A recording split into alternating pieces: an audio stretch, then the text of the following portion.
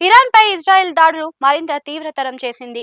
ఈ క్రమంలోనే ఇరాన్ రహస్య భూగర్భ అణు ప్రాజెక్టును తమ దళాలను ధ్వంసం చేసినట్లుగా ఇజ్రాయెల్ రక్షణ దళం ప్రకటించింది. టెహ్రాన్ సరిహద్దుల్లోని మింజా దైహాలో రహస్యంగా ఏర్పాటు చేసిన న్యూక్లియర్ కేంద్రం కాంపౌండ్ పై దాడి చేసినట్లుగా ఐడిఎఫ్ అధికారి ప్రతినిధి డెఫ్రిన్ తెలిపారు.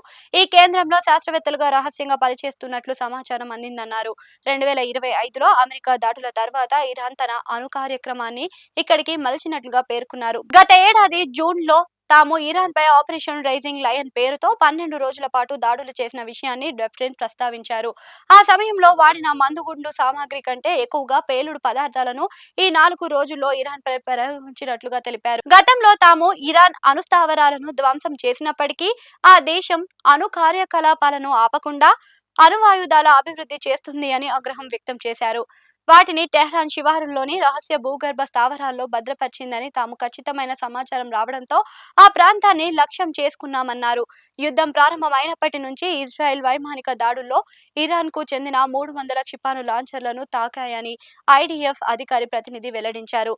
ఆ దేశంలోని బాలిస్టిక్ క్షిపణులు శ్రేణులు వైమానిక రక్షణ వ్యవస్థలపై తమ వైమానిక దళాలను దాడులకు కొనసాగిస్తున్నాయన్నారు.